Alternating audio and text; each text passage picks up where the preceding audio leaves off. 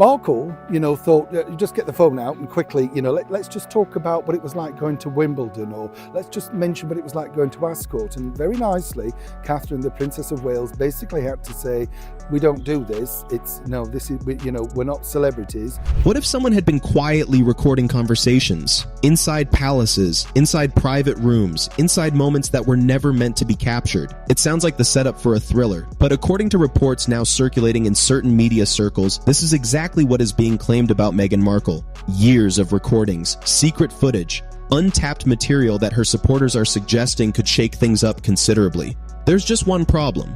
The people who are supposed to be afraid of this aren't.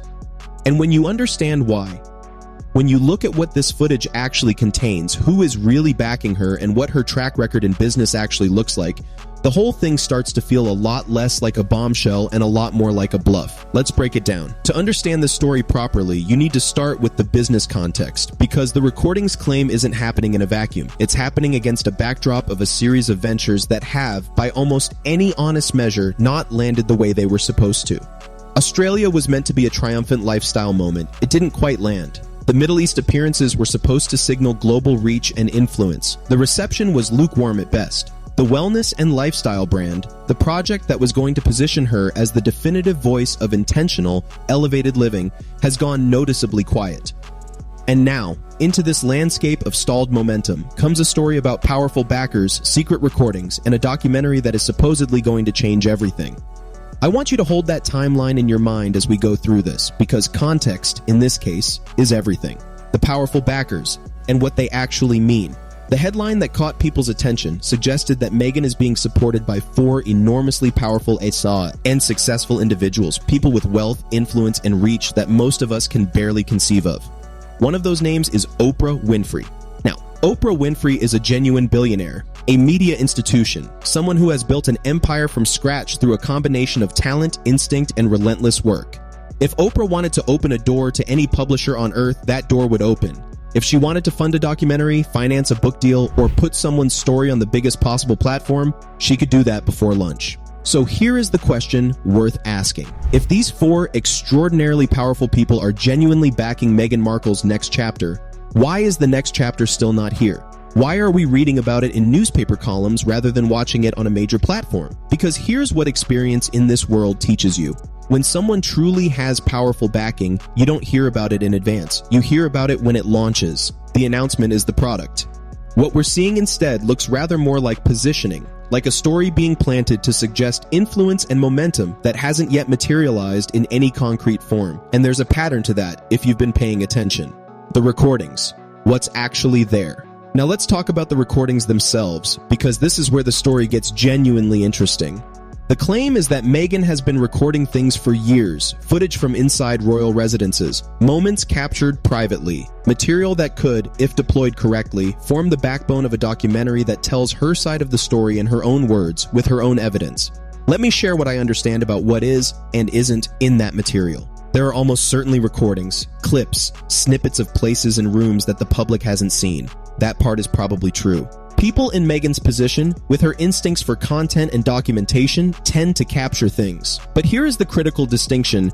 Capturing footage of beautiful rooms in historic buildings is not the same as having evidence of conversations, confrontations, or moments that would be genuinely revelatory. There is reportedly no footage of William and Catherine in any meaningful sense. Anyone who suggests otherwise, anyone who implies that there are recordings of private conversations with the Princess of Wales, for instance, is, based on what I understand, not working with the facts. And here's why. Early in Meghan's time within the royal family, there were reportedly attempts to capture informal moments. The kind of casual, candid content that works beautifully on social media. A quick chat about Wimbledon, a relaxed moment at Ascot, the kind of thing that humanizes and connects. Catherine, the Princess of Wales, declined. Politely, firmly, clearly. The message was consistent. This is not what we do. We are not celebrities. This is not for public consumption. Others around Meghan made similar things clear, which means that anyone hoping for bombshell recorded exchanges involving senior royals is likely going to be disappointed. Are basically saying, or newspapers should have said, are basically saying that Markle has this untapped stuff which would be brilliant for a documentary, and they're all supporting her in the fullness of time, etc. There's 2 things, right? The Oprah interview, a lesson in poor deals. Let's go back to the Oprah interview for a moment because it is genuinely instructive. That interview was, by any commercial measure, one of the most watched and discussed television events in recent memory. The appetite for it was extraordinary. The buildup was intense.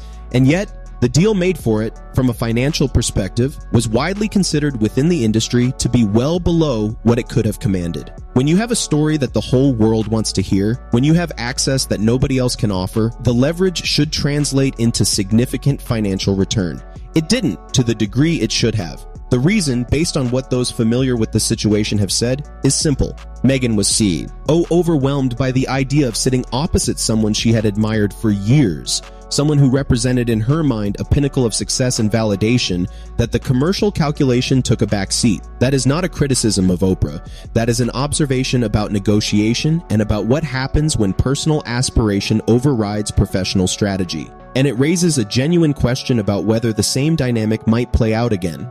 The book, and whether anyone will buy it. There will, at some point, be a book. Most people who have followed this story closely expect that, and it will generate attention because anything with her name attached to it generates attention, at least initially. But here is the central challenge. The most successful books in this space, the ones that truly sell, that dominate conversation, that become cultural moments, are built on detail that feels earned and authentic. They require specificity. They require the reader to feel that they are genuinely being let inside something real. What we know about Meghan's approach to storytelling suggests that any book she produces will be carefully managed, sanitized at key points, protective of the image she is building rather than fully candid about the experiences that would make it genuinely compelling. Compare that to what happened with the memoir that came from another member of the family. A book that was clearly written with the assistance of a skilled professional, that was specific, sometimes uncomfortably so, and that left readers with the unmistakable sense of a person fully unguarded. Whatever Meghan's book turns out to be, it will almost certainly not be that. And readers who have been paying attention to this story, who have watched the gap widen between what is presented and what appears to actually be true, will notice what this all adds up to. So let's put the pie to this. Is Together, a series of business ventures that haven't delivered, a story about 4 powerful backers that raises more questions than it answers, claims of secret recordings that turn out, on closer inspection, to contain considerably less than advertised, and the promise of a documentary and a book that will reveal everything, someday when the time is right. This is a pattern, and it is a pattern that more and more people are beginning to recognize. The threat of revelation has always been part of the strategy. The suggestion that there is more to come, more footage, more evidence, more willingness to speak, is itself a form of leverage, or at least it is intended to be. The question is whether the people it is aimed at are actually worried. Based on everything I can gather, the honest answer is not particularly. Because leverage only works when the other side believes the threat is credible. And after several years of promised bombshells that arrived as damp squibs, the credibility of the next big reveal is running considerably lower than it once was. There is a saying in the world of business and entertainment that is worth keeping in mind here. Your reputation is built not by what you promise, but by what you deliver. Right now, the gap between what has been promised and what has actually been delivered is significant. And that gap, more than any recording or powerful backer or documentary deal, is the real story. Whether that changes, whether something genuinely substantial emerges from all of this, remains to be seen. But the audience, I think, is considerably more clear-eyed about this than the strategy gives them credit for. If you have thoughts on this, if you see it differently, or if you think there's something here that's being underestimated, drop it in the comments. I read everything, and the conversation down there is always worth having. Like this video if it gave you some clarity on a story that can be hard to see through. And subscribe if you want analysis that goes beyond the headline. Take care of yourselves. I'll see you very soon.